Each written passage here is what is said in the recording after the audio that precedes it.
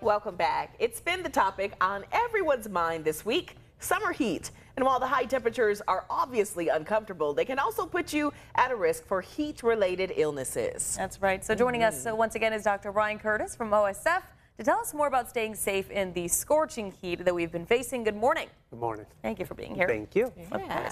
So what are some medical issues that can arise from this extreme heat? Well, if you have a medical condition, obviously it can worsen. So people that have heart failure or COPD or diabetes tend to be very heat sensitive.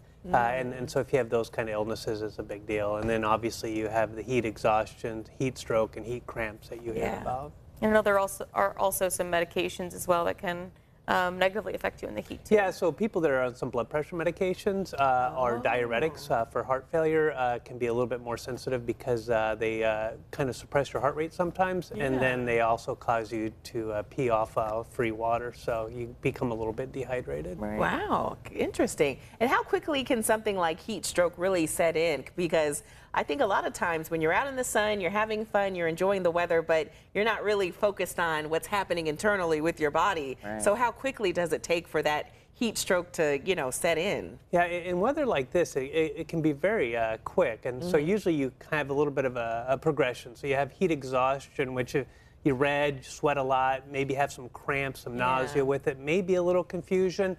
And then it gets into heat stroke where you're not sweating, your body temperature is over 100 degrees, and usually you're not, you're usually passed out. And then that's a medical emergency. So that's a 911 phone call every time for a heat stroke. Absolutely. Wow. Yeah. I mean, so definitely very important to make sure you're doing things that are preventative.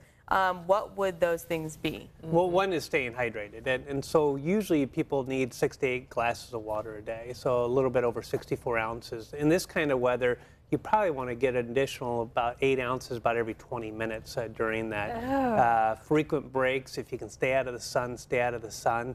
Get into cool environments, hats, sunscreen, don't want to be sunburned in this kind of weather. And a lot of times is even working, having a buddy system, right? So you're either rotating or you're keeping an eye on each other, because the heat exhaustion to heat stroke can happen because you're confused and you're just not really making good decisions at that point.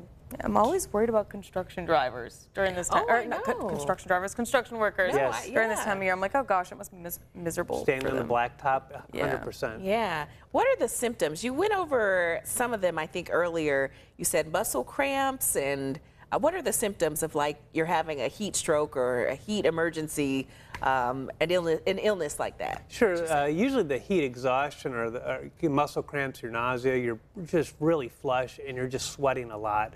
And people just say they feel hot. And then when people get to heat stroke, they're actually hot to the touch, but they're not sweating anymore, and they're usually out. They usually have lost consciousness. And so again, those are very serious. So if you have heat exhaustion or heat cramps, get into a cool environment, get out of the sun, cool washcloth, armpit or your neck, and try to rehydrate. If you're heat stroke, you get them out of the sun, get them in a cool environment, but it's also activating 911. Yeah, I mean, you're naming some really important tips and things that we need to make sure that we're doing, especially in the next few weeks and days. Make sure that you guys are following those. Drink a lot of water. Put on that sunscreen.